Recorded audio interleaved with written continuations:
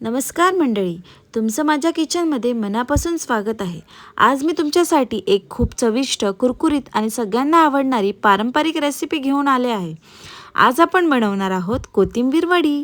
ही recipe बनवायला खूप सोपी आहे आणि चहासोबत खायला तर एकदम परफेक्ट लागते। घरात पाहुणे आले असतील किंवा संध्याकाळच्या स्नॅक्ससाठी काहीतरी वेगळं करायचं असेल तर ही कोथिंबीर वडी नक्की ट्राय करा।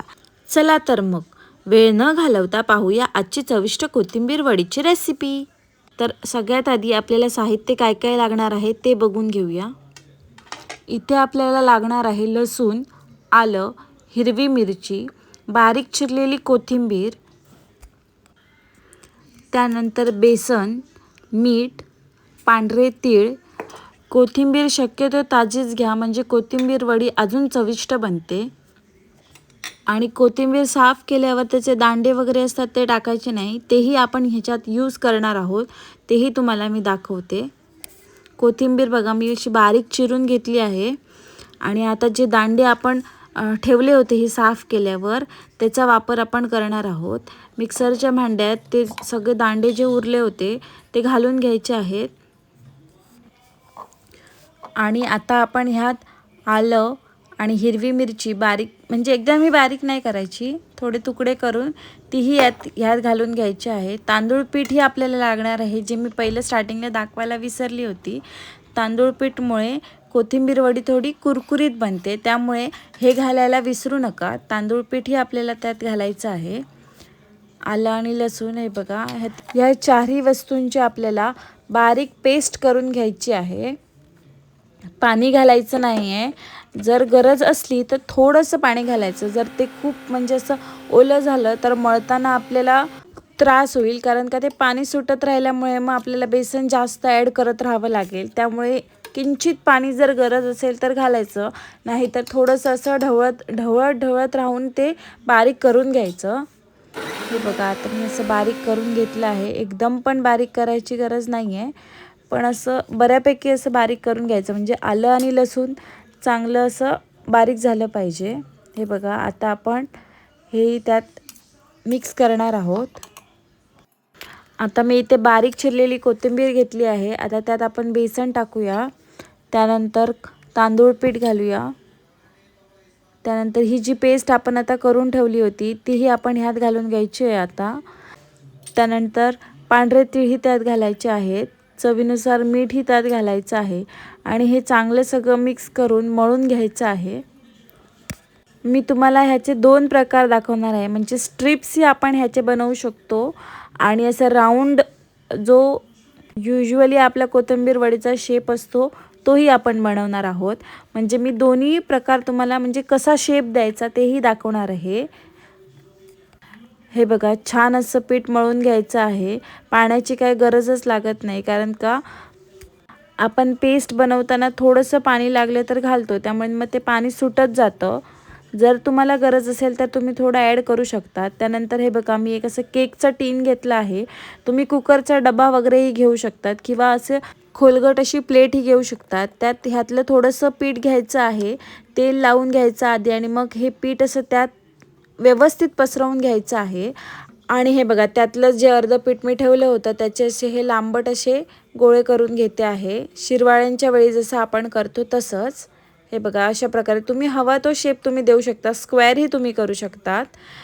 हे बघा अशा प्रकारे हे करून घ्यायचं आहे। माझं वाफायचं जे भांडं आहे त्याप्रमाणे मी ते लांब करत आहे, म्हणजे शेप देत आहे त्यांना। हे बघा आणि पाणी उकळवायला ठेवायचं आहे गॅसवर आणि हे असे शेप देऊन झालं की मग गॅसवर पाणी उकळत आधीच ठेवायचं आहे आणि ज्याच्यात आपण आता ते वाफायला ठेवणार आहोत त्यालाही थोडंसं तेल लावून घ्यायचं आहे। हे बघा अशा प्रकारे तेल लावून घ्यायचं आणि हे वाफायला ठेवून द्यायचं। हे बघा आता पाण्याला अशी उकळ येते आहे, म्हणून आता मी भांडं ठेवून घेते आणि त्यात हे बघा अशा प्रकारे हे वाफायला ठेवून द्यायचे आहेत।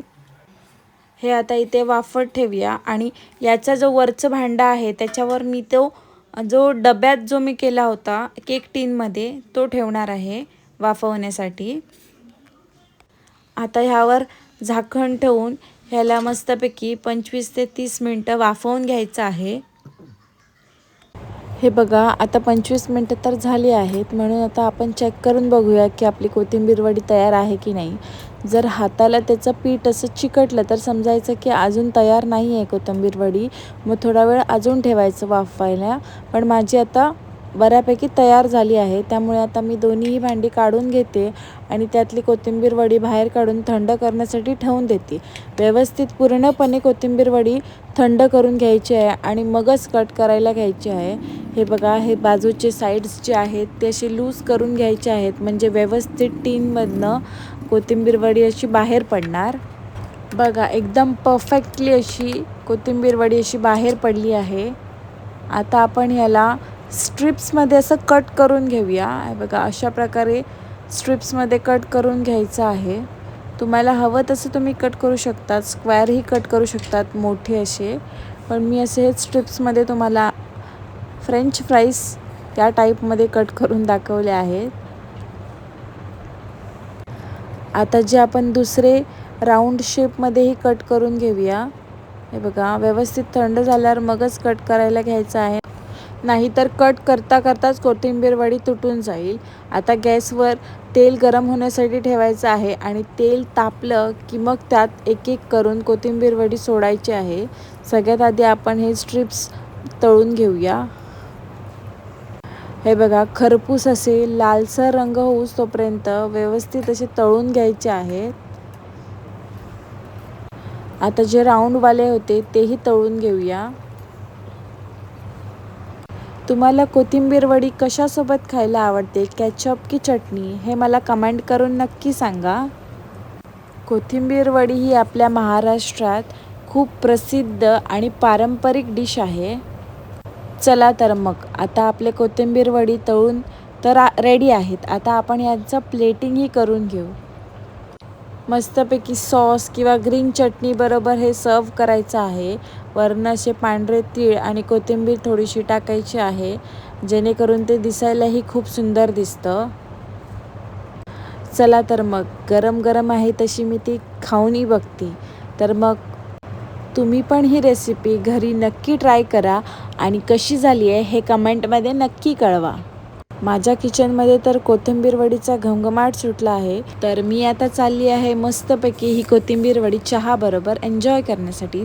तुम्हाला जर ही रेसिपी आवडली असेल तर लाईक, शेअर, सबस्क्राईब करायला विसरू नका.